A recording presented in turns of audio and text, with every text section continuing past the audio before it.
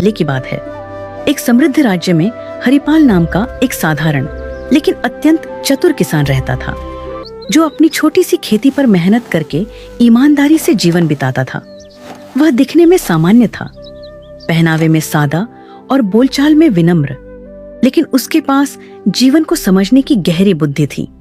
इसलिए गांव के लोग अपने झगड़े, फैसले और समस्याएं उसी से पूछते थे।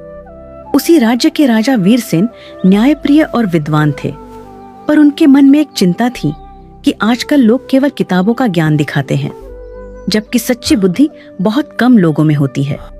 इसलिए उन्होंने यह निश्चय किया कि वह पूरे राज्य में सबसे चतुर व्यक्ति को खोजेंगे। राजा ने घोषणा करवाई कि जो व्यक्ति उनकी परीक्षा में सफल होगा उसे सम्मान और पुरस्कार मिलेगा। बड़े बड़े विद्वान, व्यापारी और चालाक लोग राजधानी पहुंचे, पर हरिपाल शुरू में नहीं गया, क्योंकि उसे न इनाम का लालच था और न दरबार की चाह। लेकिन गांव वालों के आग्रह पर वह साधारण वस्त्र पहनकर राजा के सामने उपस्थित हुआ। राजा ने पहली परीक्षा में एक पत्थर और लकड़ी का टुकड़ा दिखाकर पूछा कि इनमें से अधिक उपयोगी क्या है।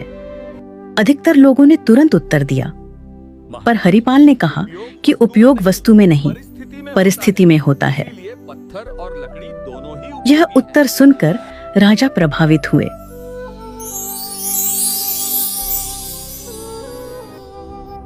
दूसरी परीक्षा में राजा ने पानी का घड़ा और सोने की थैली रखकर पूछा कि प्यासा मुसाफिर क्या चुनेगा।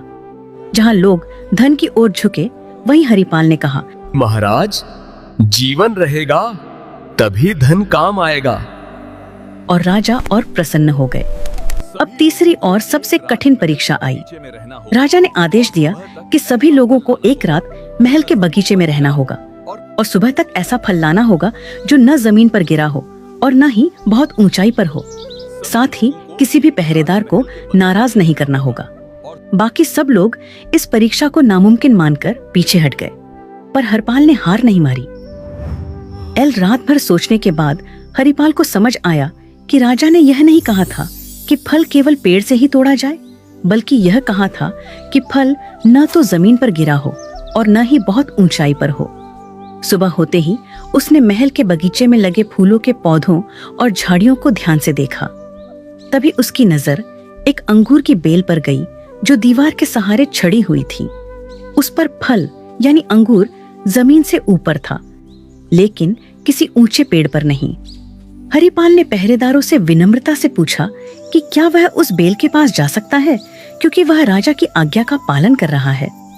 उसकी शांति, नम्रता और सच्चाई देखकर पहरेदारों ने उसे रोकने के बजाय रास्ता दे दिया। हरिपाल ने बिना किसी नियम को तोड़े बेल से फल तोड़ा और दरबार में ले आया। जब राजा ने उससे पूछा कि उसने यह कैसे किया, तो हरिपाल ने हाथ जोड़कर कहा कि सच्ची बुद्धि कठिन रास्ता चुनने में नहीं, बल्कि नियमों को समझकर सही और सरल मार्ग ढूंढने में होती है। यह सुनकर राजा वीरसेन अत्यंत प्रसन्न हुए और उन्होंने घोषणा की कि हरिपाल ही सच्चा चतुर है, क्योंकि उसने ज्ञान, धैर्य और व्यवहार तीनों का संतुलन दिखाया है। राजा ने उसे सोने का पुरस्कार दिया, लेकिन हरिपाल ने उतना ही सोना लिया जितना गांव में कुआं बनवाने के लिए आवश्यक था, और बाकी लौटा दिया। यह देखकर राजा ने कहा कि जो बुद्धि दूसरों के भले के लिए काम आए, वही सबसे बड़ी बुद्धि होती है। हरिपाल सम्मान के साथ अपने गांव लौट आया और पहले की तरह सादगी से जीवन जीने लगा।